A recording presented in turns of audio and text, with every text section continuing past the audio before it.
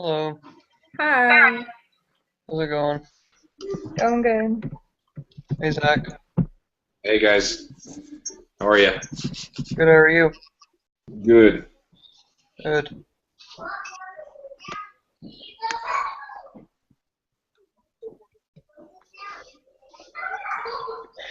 I guess we'll just wait a couple minutes for everybody else to get on.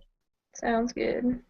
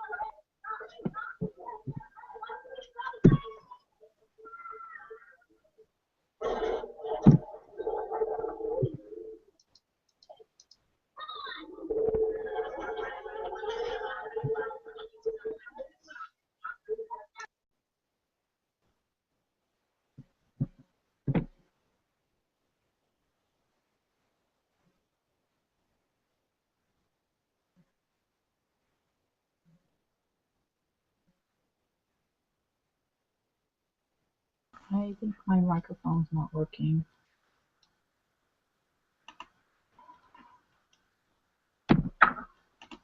Hello? Hello,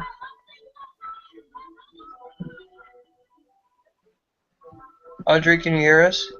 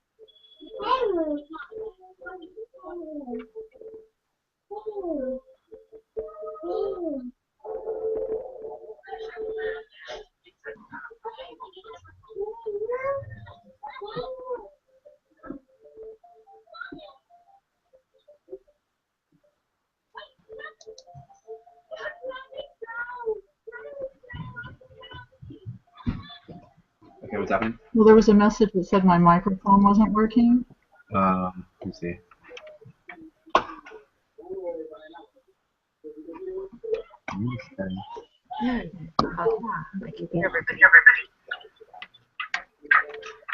Okay, you want to plug this thing?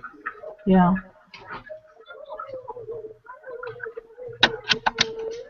But it wasn't working with it on.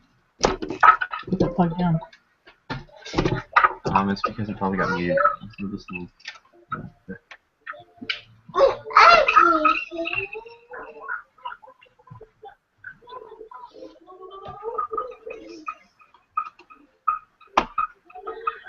Yeah.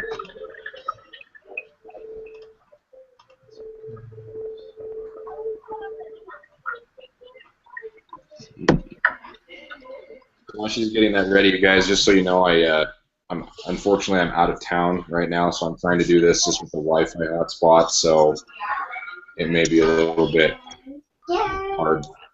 So. Sounds good. Yeah, I noticed your background was different. I love the red wall.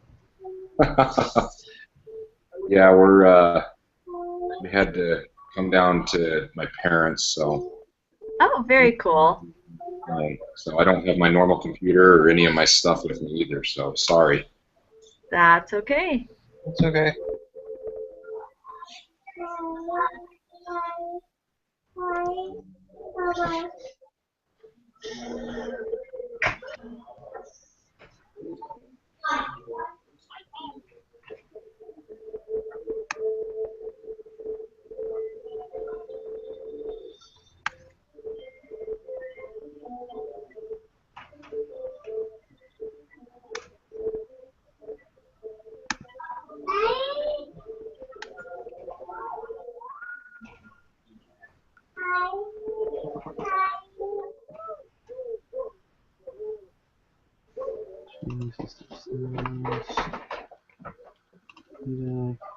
There you go. Should be working.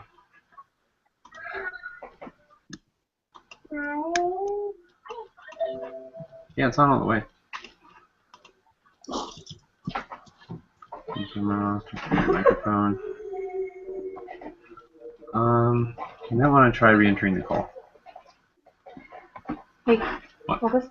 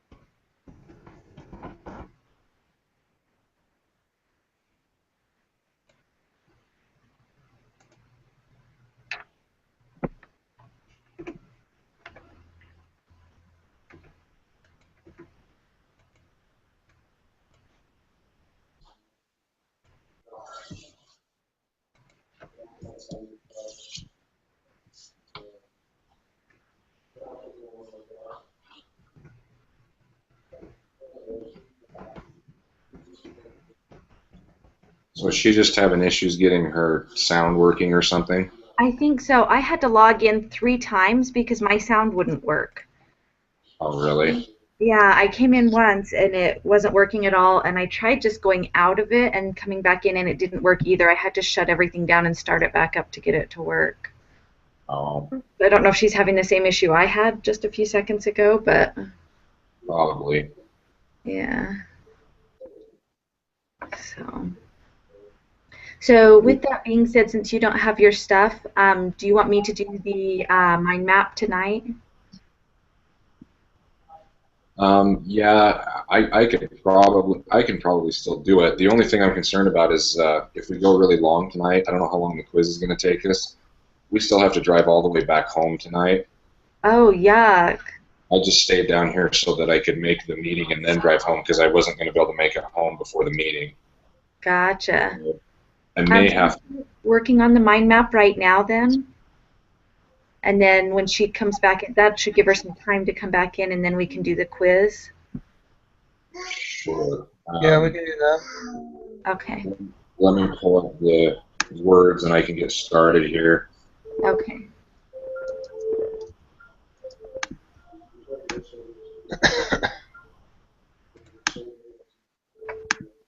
I'm kind of unprepared tonight, so I apologize. No worries at all. You guys ready for the test? No. Nope, not at all. Ask me that question Saturday. I have 4 this week. I know, so do I, and I'm like dying over it. I'm so not taking this many classes ever again as long as I live. Well, I at feel least it. if I'm working full time anyways. Yeah, no kidding. No, I'm not working full time, and it's still a lot with the kids and everything. Yep.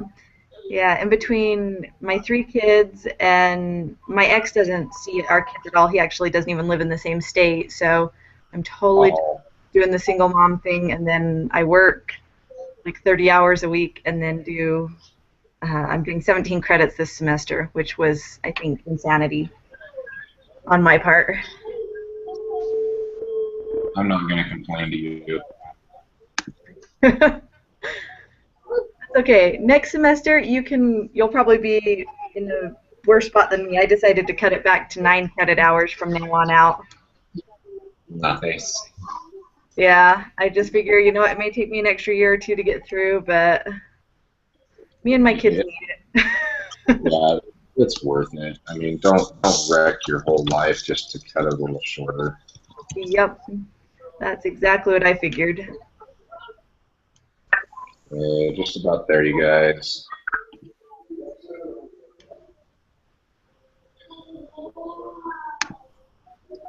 Okay.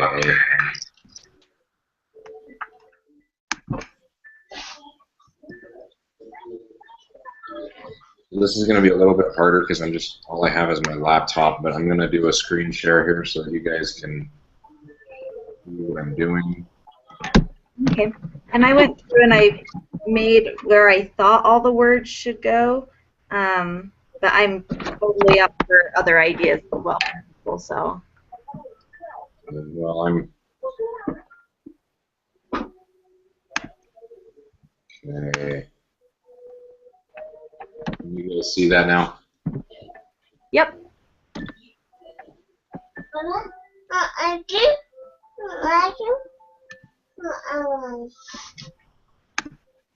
Okay, so what do you have as the center word? The very top one, the aggregate demand, aggregate supply, ADAS model.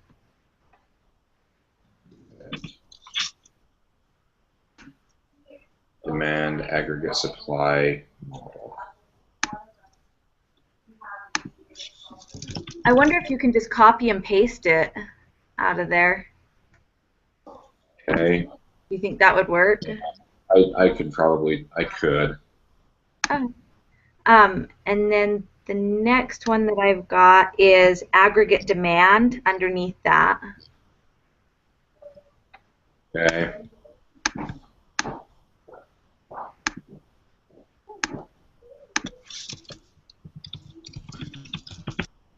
And okay. Okay, and then also underneath the model one, I've also got, it's a ways down, but I've got aggregate supply. Okay. Okay, and then underneath aggregate supply, I've got immediate short run aggregate supply curve.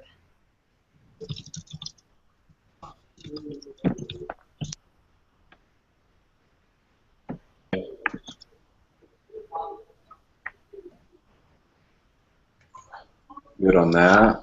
Okay, and then I've got short run aggregate supply curve. So it's the exact same words, just minus the word immediate. Hang on, I just did something I shouldn't have, I think. Yeah, you've got aggregate supply underneath aggregate demand now. There you go. Okay.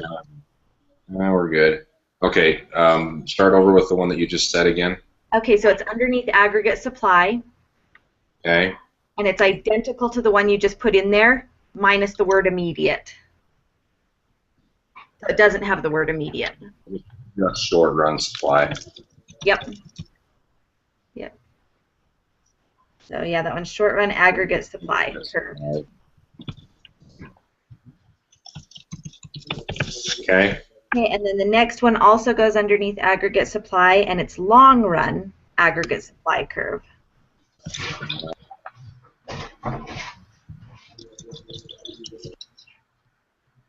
Okay. Okay, and then determinant of aggregate supply, which is also underneath that. Under aggregate supply. Uh-huh. And so the next one is under it is determinants of aggregate supply. Then underneath determinants, we've got productivity. Okay.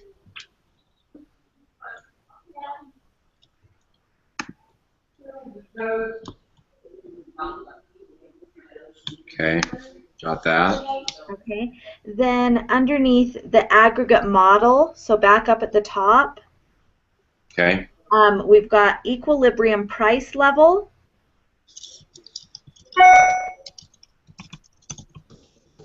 And equilibrium real output. Also off of the model. Yes.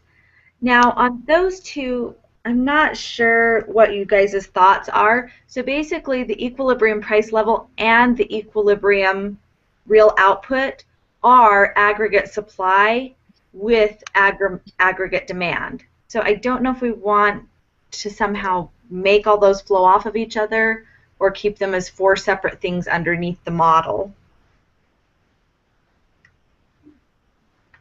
I think I would probably just try to keep them separately so that we can, when we do the connection labels or whatever, it might be easier to define them. Perfect. Works for me. Okay, so the last one is the aggregate. No, it's the equilibrium real output.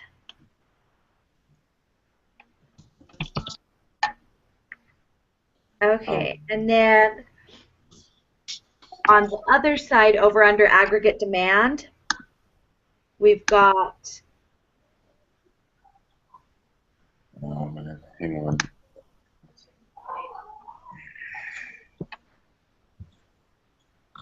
This is weird because I don't have a mouse. That would be super challenging. There we go. Okay, now over under aggregate demand, you said? Yes, correct. Okay. We want to put menu costs. Okay. And also, as a separate one underneath it, efficiency wages. So the efficiency wages will be by the side of menu costs, not underneath it. Oh, as off of aggregate demand. Correct. Okay, got that. Okay, so now back up to the ones up at the top that I skipped over. I'm not sure how we want to work this. So the first one we want to put underneath, it also needs to go under aggregate demand, is determinants of aggregate demand. Okay. So where we have the other one, determinant of aggregate supply, short run aggregate supply, long run, everything is supply. So maybe we should just go. Oops. Well, we still have a couple more words we have to add. Yeah, that's what I'm gonna put it up here, I think. Well, they need to go underneath under aggregate demand for the next one. So aggregate demand, which is over there on your left. Okay.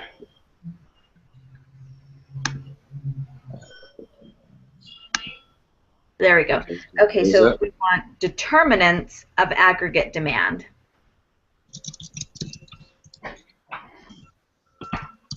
Okay. Okay, now this is the part I'm undecided on, so I totally would love you guys' input on this. For the next three, I'm not sure whether to have them come off of the main one that we've got, the aggregate demand, aggregate supply model, or whether to have them, or sorry, not there, whether to have them come off of aggregate demand, or whether to have them come off of determinants of aggregate demand. So what they are is the real balance effect, interest rate effect, and foreign purchase effect. All three of those are a portion of what determinants of aggregate demand are. So I'm thinking they probably need to go underneath it, Yeah, I like that. but Yeah. I just wasn't sure what you guys' thoughts were. I think they should go under determinants. Okay.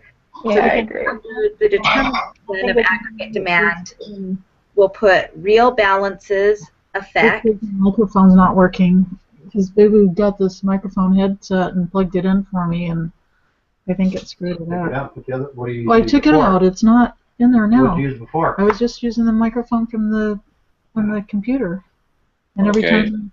Okay, and then the next one is interest rate effect. Microphone Right. doesn't Oh, work. it's muted on the computer. It's not. Okay. And then Yeah. the next one is foreign purchases effect. Okay, and we did everything we could to get it hooked up. Okay. Okay, so that's everything. So now we need to go through and label them. Give me just a second to clean this up. Okay, perfect. So that it's makes a little bit more sense here.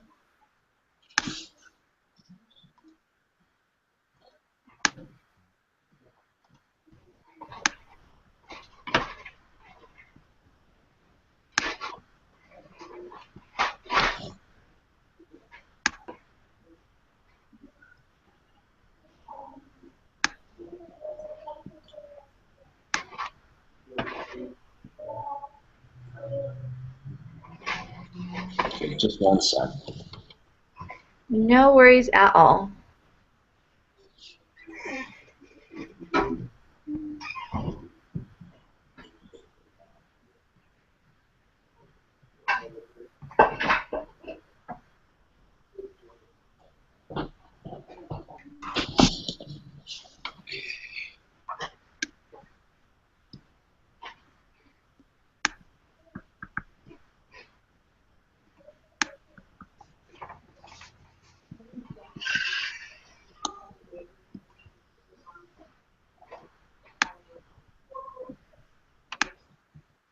Okay, that looks a little better and it'll be a little easier to label now. So Perfect. Okay, so on the line between aggregate demand and the model, aggregate model, I think we should write the words total quantity of goods and services demanded, or total quantity of demand. Yeah, the words goods and services. yeah, so I'm just going to put total quantity demanded. Perfect. Okay. Okay. So then now still working off of that section over there, real balance effect says the tendency for increase in the price level to lower the real value of financial assets with fixed money value as a result to reduce total spending and real output. And conversely, for decrease of the price level.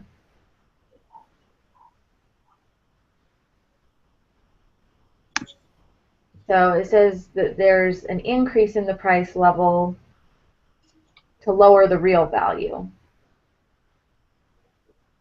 And then it also has in parentheses purchasing power. So I don't know if we want to use that word.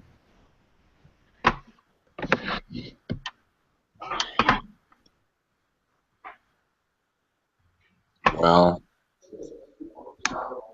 so let's see. So you're talking about between determinants of demand, right? And real balance effect. So yeah, in between those two. Because it's basically one of the factors that is one of the determinants of demand. So. Okay, so consolidating into words, what do you guys think? So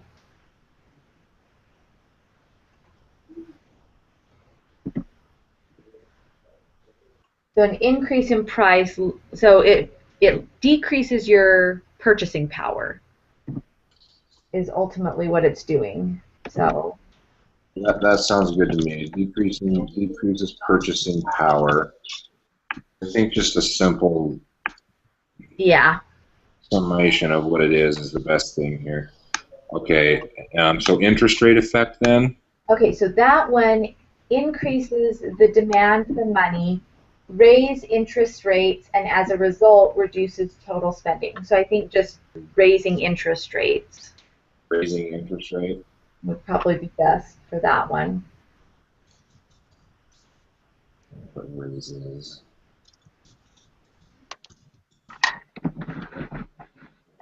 Okay, and then foreign purchases effect. Okay, so this one is the inverse relationship between net exports of an economy and its price level relative to foreign price levels. So it's basically our price versus other countries' price and the impact it has on our net exports.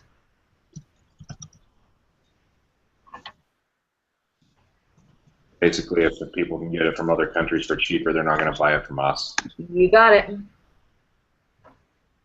So I just put our price versus other countries' price. Perfect.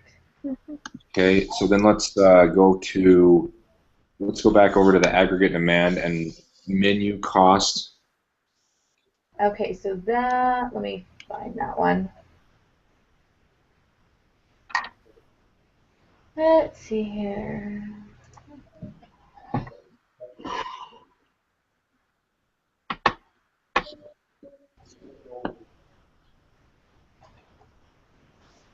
Apparently it's a ways back. Sorry, if you want to do a different word first, that's totally fine. I'm to it now. Okay, so menu costs is the reluctance of firms to cut prices during a recession.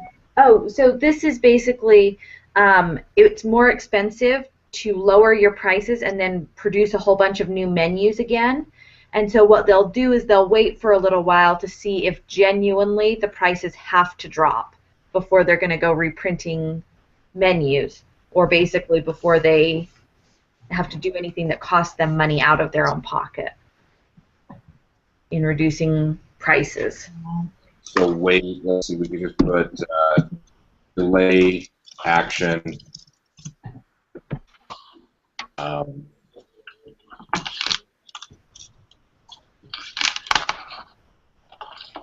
Okay. Yeah. Delay action to observe results, or observe. Maybe reluctance of firm to cut prices.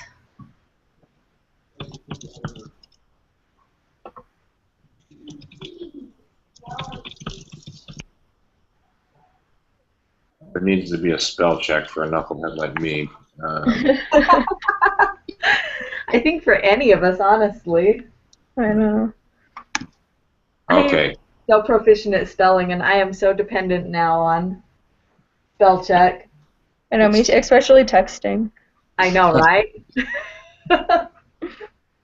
Okay, so efficiency wages is right next to that as well.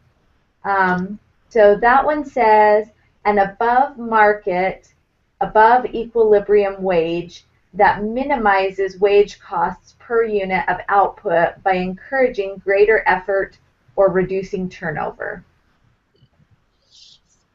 So basically, it's just saying that by not docking their pay, you're not creating turnover.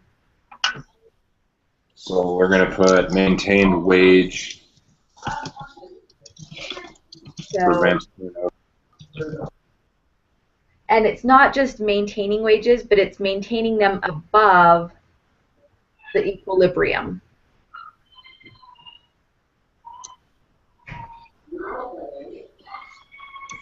So if the wages are above equilibrium, it reduces turnover.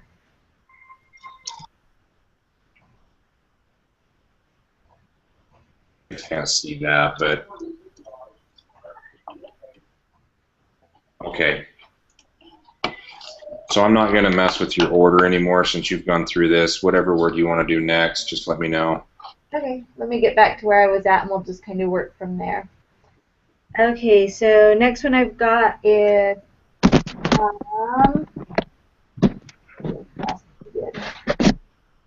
form purchasing power. Okay, so the one right after that is determinants of aggregate demand. And that one says factors such as consumption spending, investment, government spending, net exports, that if they change, shift the aggregate demand curve. So maybe changes that shift aggregate demand curve.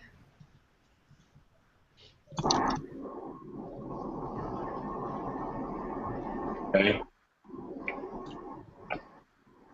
Got that. Okay, perfect. So the next one is aggregate supply. And that one says a schedule or curve showing the total quantity of goods or services that would be supplied at various price levels. So what do we have listed for aggregate demand, the line in between it? Is it total quantity demanded? Aggregate demand, we have changes that shift. Let's see, no. Yeah, that one right there, right below it. So I think it's total quantity demanded. So on the other side, we'd want to do total quantity, not necessarily supplied, but because it says that would be supplied, not that necessarily that it is. What's the would be about? I don't understand, I guess, that. So the difference being is, so for sure, that's how many people are demanding that product at those prices. If it was at those prices, that's how many people will eventually enter the market, but it doesn't mean that they're all there immediately. Oh, okay, so it's just a time delay thing. Exactly. Okay, sweet.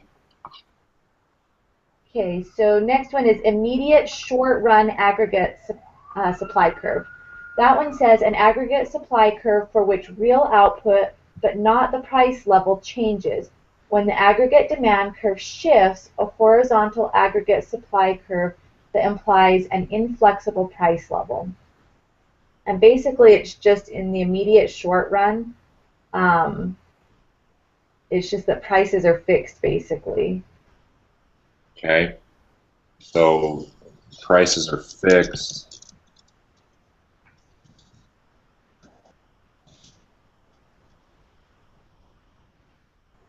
What else would you, let's see. I don't know if we want to say anything else for it. It's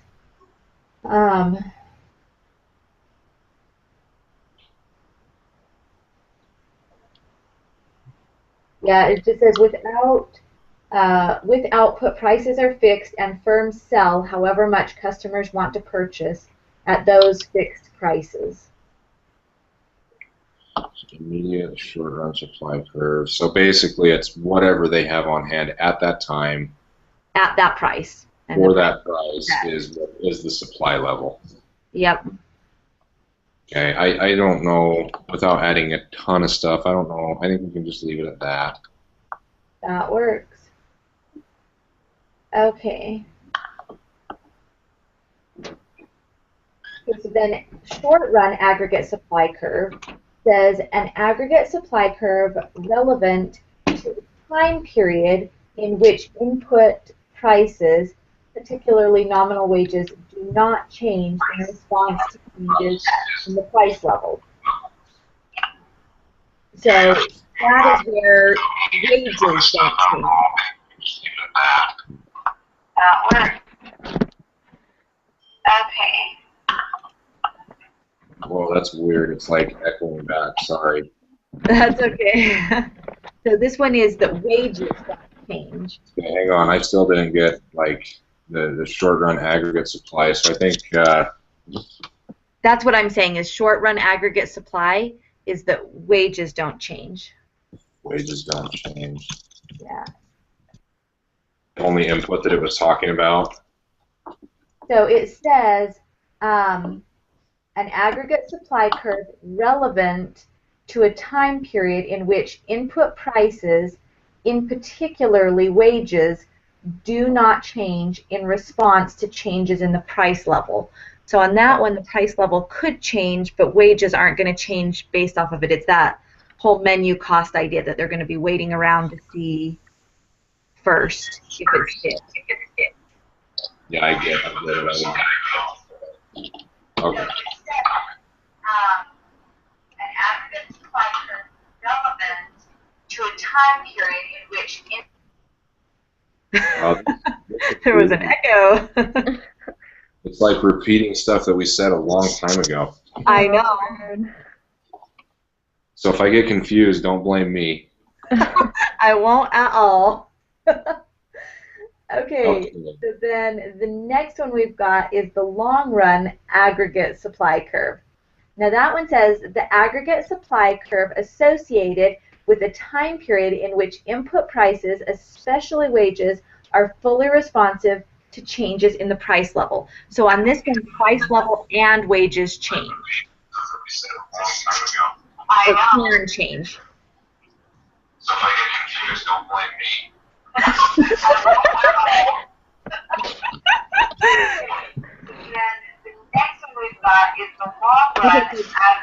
Input price level and wages can change. Not necessarily that they will. Yeah, this is going to get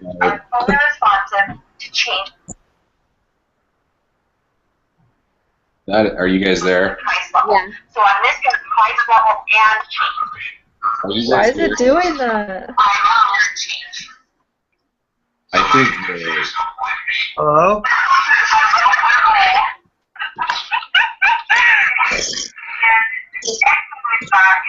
What is that?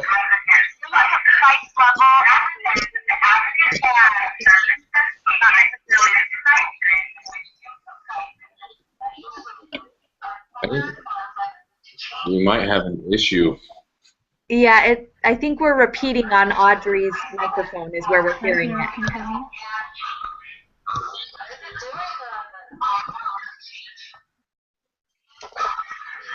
Okay, so on that last one, where it says price, level, and wages, I think we should put can change. Because it doesn't necessarily mean that they will, but they can. Price, level, and wages. So which one? Let's see. So it's, yeah, right there. Go just, Price, yeah, level, right there. and wages change. So you wanted to say what? Just add the word can before the word change. Oh, can change. Okay. Because it Got doesn't it. mean they will, but they can. Okay. Okay. Next word we've got is determinants of aggregate supply. Did we already do that one? No, Nope. determine aggregate supply is So next. that one it says factors such as input prices, productivity, and the legal institutional environment that, if they change, shift the aggregate supply curve. So, so could we just match what we did above and put changes that shift aggregate supply curve? Yep, that works for me.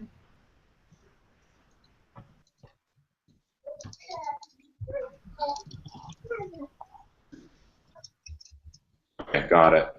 Okay, so productivity is next, and it says a measure of average output or real output per unit of input.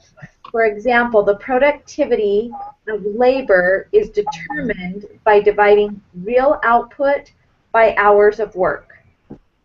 Okay, So I want to do say the equation for it, which is total output divided by total inputs. total output divided by total. Total inputs. All right, I like using the equations. That helps a lot. I like it too. Okay, the next one is equilibrium price level. Okay. That one says in the aggregate demand, aggregate supply model, the price level at which aggregate demand equals aggregate supply. So it's just aggregate demand equals aggregate supply.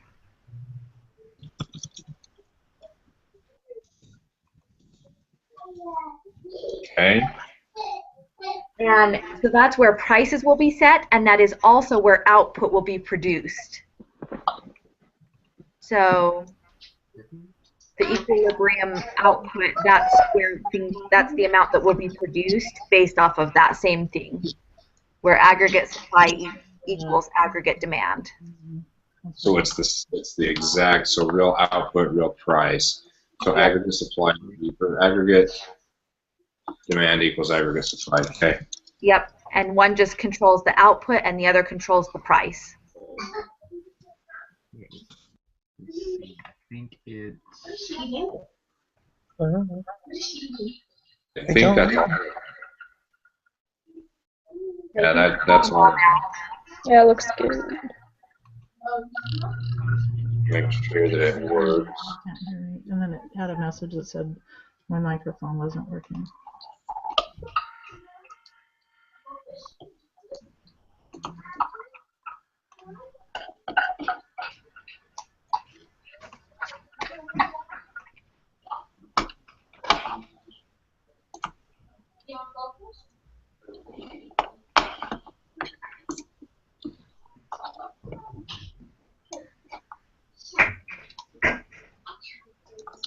This is lesson 8, right? Lesson 8 mind map. Yeah. Yes. Confused because I've been doing all those burns notes. So.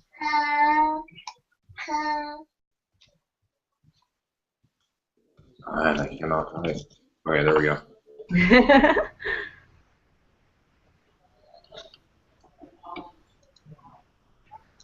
This is good.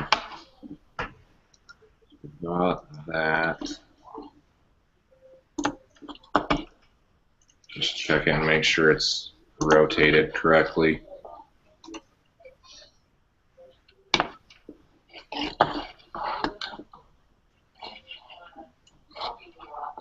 And it's not.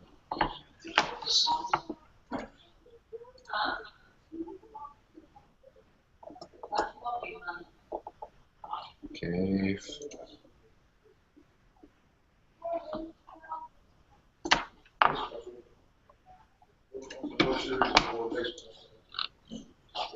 Okay, let's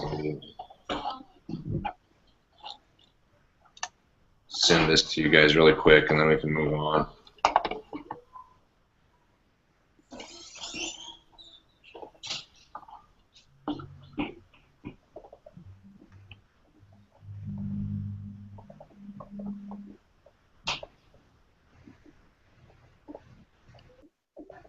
I don't remember which email I use. I hate not being on the computer I usually use. I'm sorry, guys. No worries at all. You get in your comfort zone and It's all over.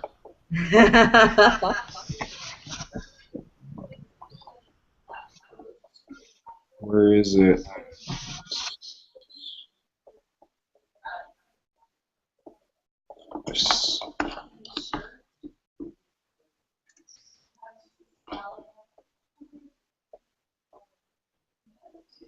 There we go. Mind map. Apply.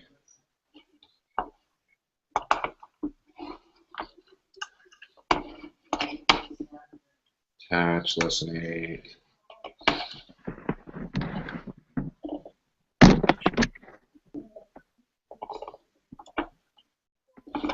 Okay, guys, here it comes. Check it out and make sure that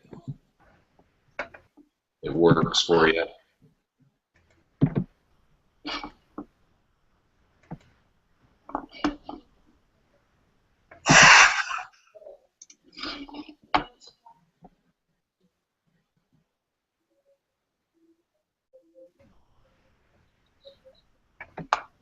Looks great. You got her? Okay, cool. Yep. Okay. Should we go ahead and move on to the mind map then? Yep. The quiz? You The mean quiz. the quiz? Or the quiz, I mean. I don't know. Always do the mind map again. Wouldn't that be fun? Okay, so Okay. you guys all ready? No, 1 second. Sorry, I got it. No Everything worries. mixed up. Get rid of all this.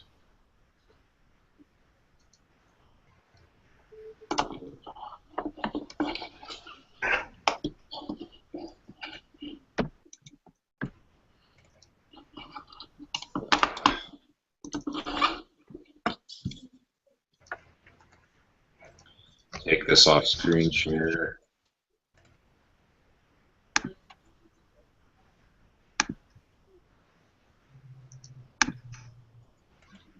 Okay, I'm ready.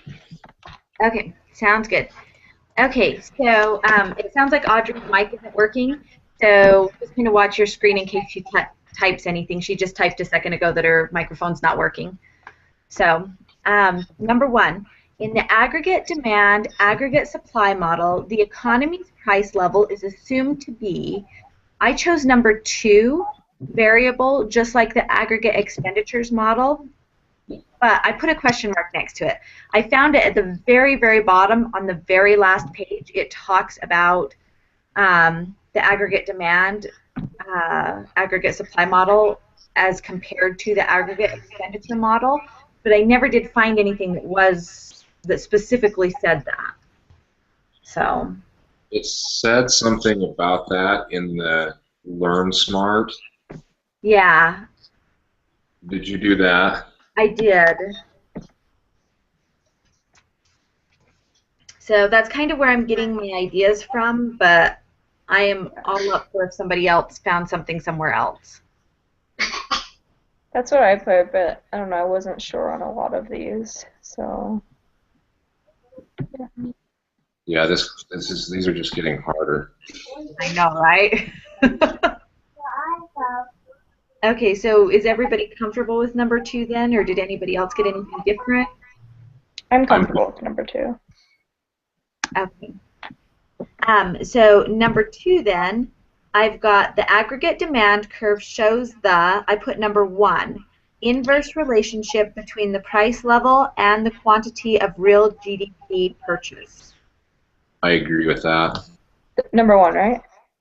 Number 2. Yeah, number number 2, two. number 1. Oh, no. Yeah. Just make it confusing. Okay, so is everyone else comfortable with that also? Yeah. Yes. Okay, perfect. Okay, number 3, the foreign purchases, interest rate, and real balances effects explain why I put number 1, aggregate demand curve is downward sloping. Yeah. Okay, so is everybody else comfortable with that too? Yep. Yep. Okay, perfect. Okay, number 4. Number 4 says, refer to the graph above which shows an aggregate demand curve. If the price level decreases from 200 to 100, the real output demand will be, I put number 2, increased by 200 billion.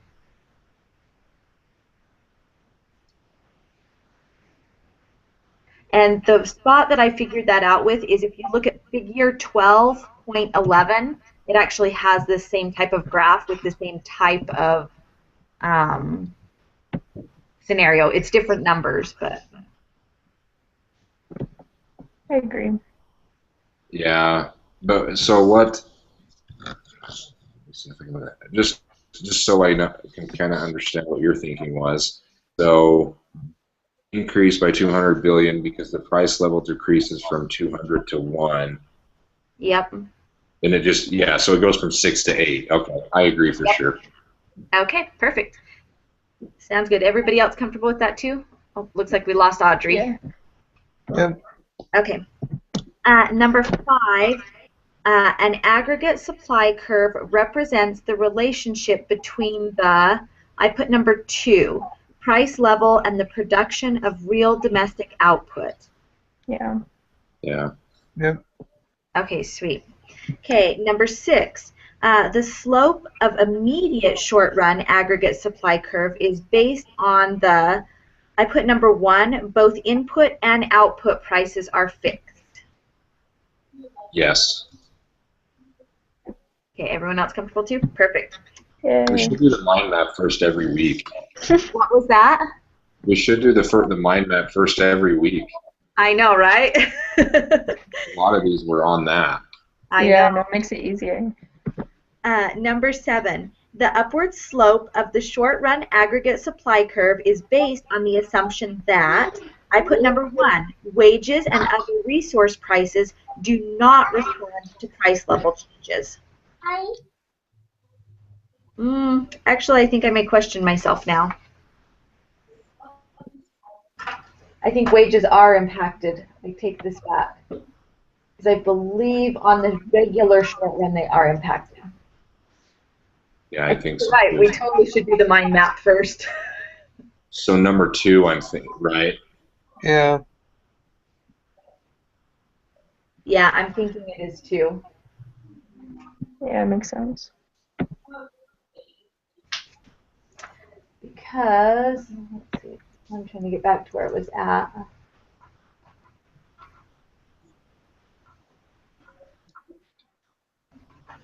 We bumped the ladder, so it should be good. Okay, so is everybody comfortable with 7 being 2? Yeah. Yeah. Okay, number 8. The long run aggregate supply curve is, I put number 4, vertical. Yeah. Yeah. Yep. That's what I got. Okay. Okay, Audrey, can you hear us now that you're back in? I can hear you, but I can't. You can't hear me. I can hear you. Oh, you can hear me. Yeah, Yeah, we we can hear you now. No. Well, that's great. What was the last question that you heard before you dropped out? I didn't hear any of them. Okay. Do you want us to go back to them real quick? If you don't mind, I'd really appreciate it, but you don't have to do that. We don't mind. It'll only take a few seconds to just go over what all of us have decided on. Okay. Okay, so question number 1, we picked number 2. Variable just like the aggregate expenditure model. Okay. Is that what you had also? No, I had one, but I couldn't. I knew it was variable, but I couldn't find the aggregate expenditures model. So okay, I can tell you right where to go to find that. It's on the very last page. Okay. And it's underneath everything. So you'll go. It's at the very, very, very bottom of that page. So like you scroll past all the blue stuff and everything. Okay. Well, I'll check there. Perfect. Okay, number 2, we put number 1. Okay, that's what I got. Perfect. Number 3, we put number 1. Okay. All right. I had 2 for some reason. Demand curve may shift to the left or bottom. But anyway, so you had 1. Yep. Okay, going on to 4. Number 4, we put number 2. Increased by 2 billion. Yep, increased by 2 billion. And the spot you can find that is on figure 12.11 in the book. It Okay. doesn't give this specific example, but it gives one identical to it. I got decreased by 2 billion. I'm just looking at the chart because see the question shows. So if we were at price level at 200, which would be B on this chart, and then if it decreases, I mean if it goes to 100, Uh-huh. then that makes it. So the price level decreases by 100, but what it's asking is how much is the output affected by it, and real GDP is how much is produced. And then if you look at that, if the price drops to $100, then it takes it out to point D. D, yeah. 800 will be produced instead of 600 being produced. Oh, I see increasing. I'm looking. That's where I was wrong. Just think about it. Yeah, Like I'm the looking. level. Okay. Like, if price goes down, demand's going to go up. Yeah, it all that part makes sense, but it was like backwards than what. But I see why. I was looking at the chart and I was going down where the line was going down, but it's actually moving to the right. Yep, exactly. So that's why it's increasing, not decreasing. Yep. Okay. All right, 5. Okay, 5, we got 2. I got 2 also. Perfect. All right.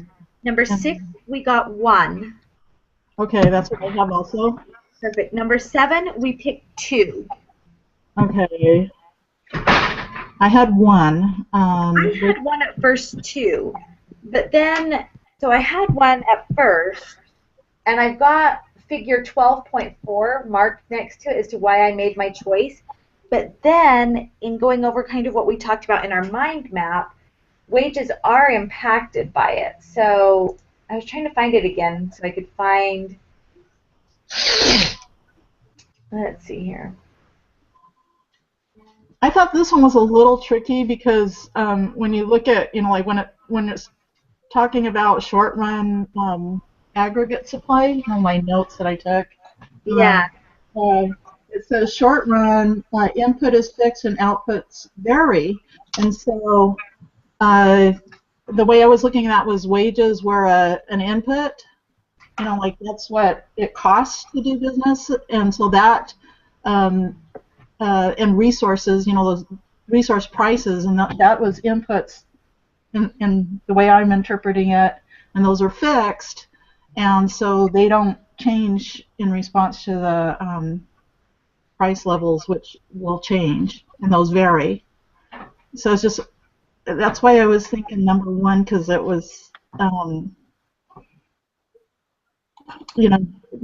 where it's using the same terminology there at the bottom, the last 2. Look at the definition. I think it is 1. I think you were right the first time. Yeah, because I'm reading back down through here, and it says, but since we are discussing the short run, during which input prices are fixed, the $8 nominal wage for each of the 10 workers will remain unchanged, so that the total cost stays at $80. So maybe it is back to 1, which means we might need to fix our mind map. Well, no, that's what our mind map said, I thought, because it says the definition of it is an aggregate supply curve relevant to time period in which input prices do not change in response to the price level.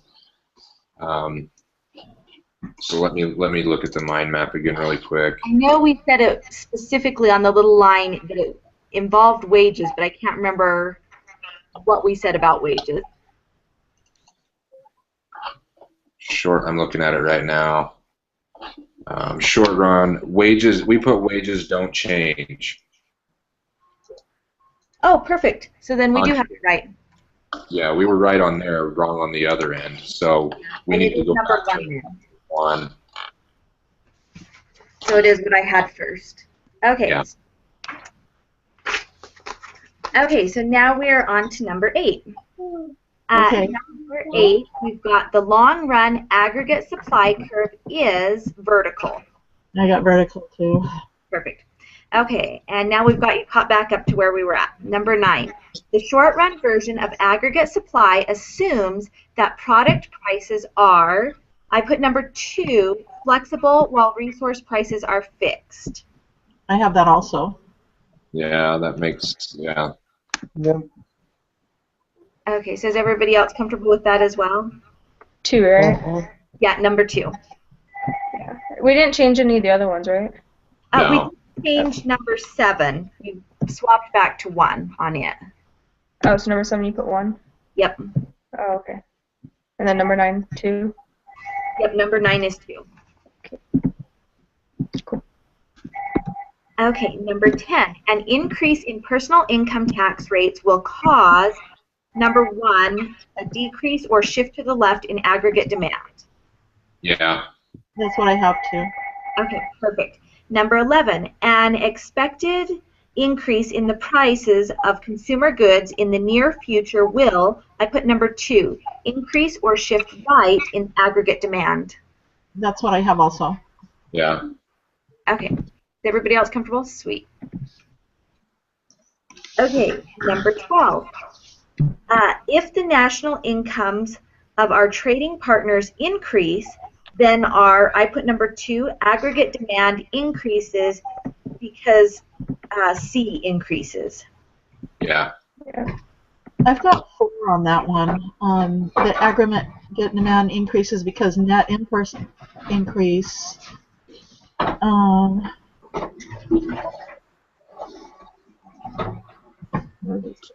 And I was pretty sure about that one for some reason. Okay, where did you find that one at? I don't have the notes like you do. When I was studying, I just wrote down notes about the types of aggregate demand, on the shift. And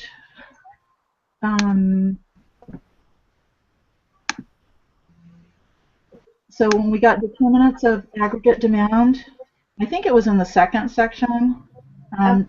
Number 4, the change in net export spending, I think. Sorry, I'm just a little flustered because of the technology problems. You're okay.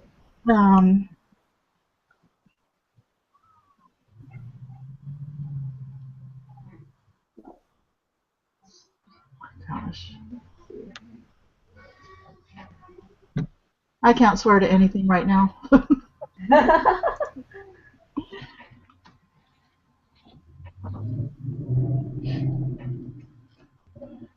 did I have that? It's on the very bottom, I think, is probably what you're talking about, Audrey, on, let's see, on the one that says aggregate demand on the very bottom of that page. It says foreign purchases effect. I think that might be what you're talking about.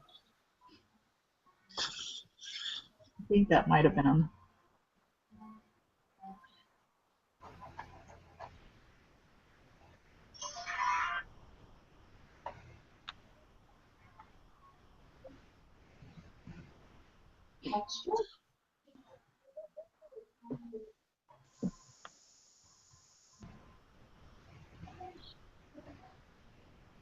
Okay, so when it was talking about determinants of aggregate demand, factors that shift the aggregate curve, and then there was number 4, expected,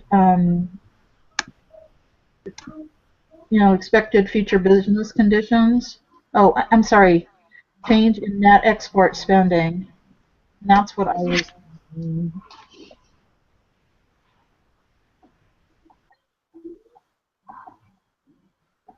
Okay, so if the national incomes of our trading partners increase. Yeah, there's a tab under that one that says national income abroad. Rising national income abroad encourages foreigners to buy more products, some of which are made in the United States. U.S. net exports thus rise, and the U.S. aggregate demand curve shifts to the right.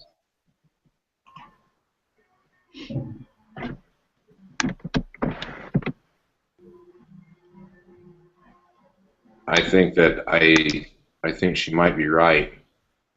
Okay, so it might be number 4. Yeah, and so that is found on, I think, the second tab Uh-huh. on Under net there's spending. yeah, and then below, let's see. Yeah, there's a heading that says national income abroad, Okay. and that's where it says that. I think she's right based on that.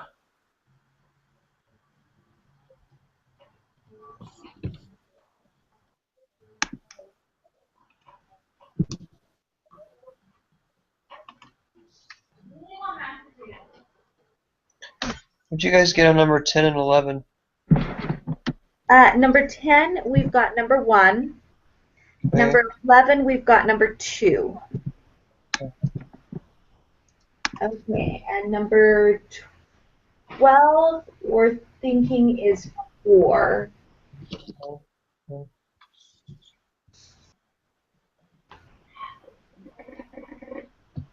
Okay, so is everybody comfortable with it being number 4? I think I am. I think I am. Yeah, I agree.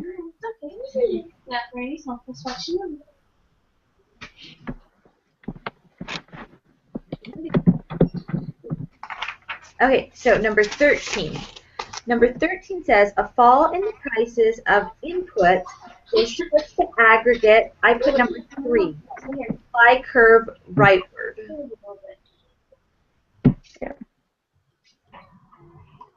So I had one, but I was just looking at the chart, trying to figure out how it would move. So, do you have anything that you base that answer on? Yes. So it says under domestic resource prices, the first sentence below the bullet point. So let me go back and figure out which tab that's on. Okay, domestic resource prices.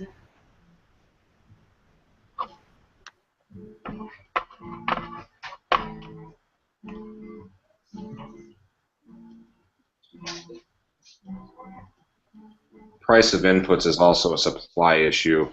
Okay, there it is. So it's on tab number 4 under changes in aggregate supply. And then if you go down to domestic resource prices,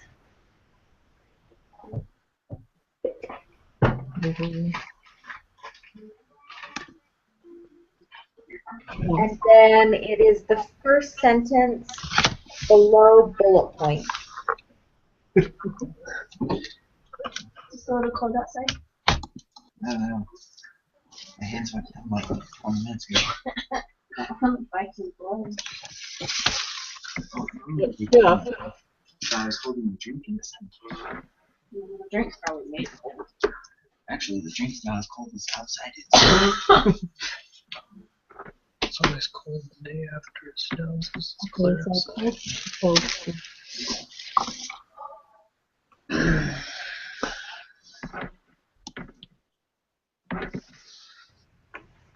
Okay, so Well, one bullet point says it moves to the right. and then I said that what I wrote down is that it's the first sentence below the bullet points. So there's 2 bullet points and then the second one here.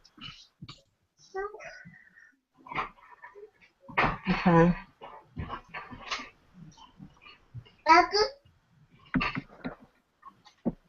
Okay, there it is. So it's the very first bullet, or I guess it's technically the third bullet point down. It says the price of machinery and equipment falls because of declines in the prices of steel and electronic components. Per unit production costs decline and the AS, or aggregate supply curve, shifts to the right. Yeah. How do you, because you can just boil the potato. Okay, so now I need to get back to Just in the water, wherever I was. right? Like my shirt. So were you guys able to find that okay? You can you put. You find a big pack of these? Yeah, I found it. Okay. But, So do you guys feel comfortable with 13 being 3? I do. Okay. Good. Okay, number 14. An increase in productivity will, I put number 2, increase aggregate supply. I got that. I got that also. Got that too. Yeah. Number 15. For number 15, for that graph, I put number 4. Okay, I have that also.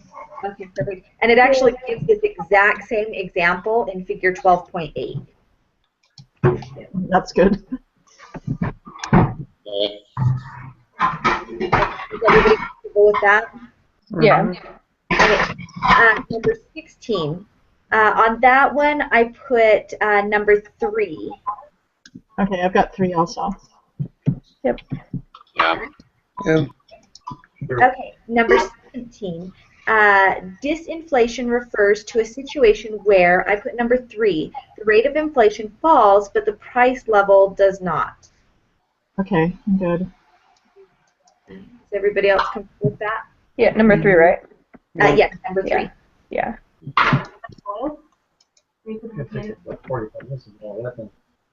Zach, are you comfortable with that one? And Nathan? I didn't hear you guys on that one. Yeah, I said yeah. Oh, perfect. Okay. We need microwave it. Okay. Number 18. I've got menu costs will, I put number 4. Downward. Yep. Is everybody comfortable with that one? Yeah. Okay, sweet. Number 19. If at a particular price level, real output from producers is greater than real output desired by purchasers, then there will be a general, I put number 2, surplus, and the price level will fall. I'm good with that too. Yep. Okay. Okay. Number 20, I put number 2, 206,000. Yep. Okay. Oh, yeah, because it just wants equilibrium. Yeah, for sure. It does. And there's an example of that in figure 12.7. So it's not this exact example, but it gives an example that identical to what I picked off of that. So, okay, so we all comfortable with the quiz then? Yes. Okay.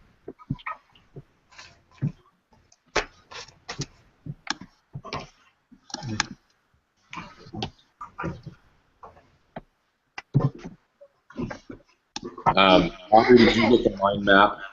What was that? I got it. Okay, cool.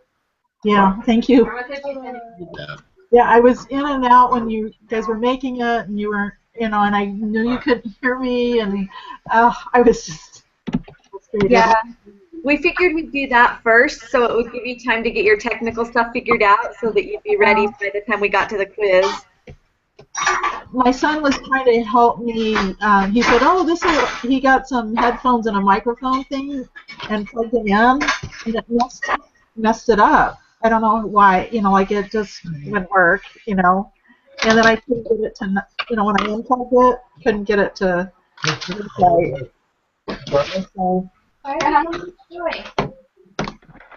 anyway, thank you.